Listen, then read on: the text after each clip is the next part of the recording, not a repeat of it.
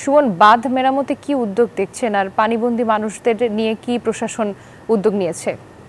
জি, ধন্যবাদ। আপনি যেমনটি বলছিলেন যে আমি এখানে দাঁড়িয়ে আছি ফুলগাজী উপজেলার যে স্থানে গতকালকে এখানে যে বাঁধ ভেঙেছিল, এখানে এই যে মুহুরী নদীর উত্তর বড়ইয়ার যে অংশ বাঁধ ভেঙেছে, যে আজকে এখানে কোনো পানি প্রবাহিত হচ্ছে না, এখানে পানি বন্ধ রয়েছে।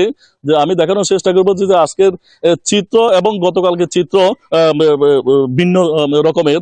যে গতকালকে যে পানির প্রবাহ ছিল, যে আজকে একটুও পানি নেই, পানি এখানে বন্ধ হয়ে গেছে। তবে এখানে যে গ্রামগুলা প্লাবিত হয়েছিল সেখানেও পানি নেমে গেছে, কিন্তু সরকারিভাবে বা বেসরকারিভাবে এখানে যারা রয়েছে যে পানিবন্দী ছিল গতকালকে, এখনো পর্যন্ত এখানে কোনো ত্রাণ সামগ্রী পৌঁছেনি এখানে। আর এখানে বাঁধ মেরামতের যে বিষয়টি আপনি বলছেন, যে বাঁধ মেরামতের জন্য কর্তৃপক্ষ এখানে চেষ্টা চালিয়ে যাচ্ছে। যে এখানে যে আমি দেখানোর চেষ্টা করবো যে এখানে জিও ব্যাগ এই মধ্যে তারা পৌঁছানো শুরু করেছে।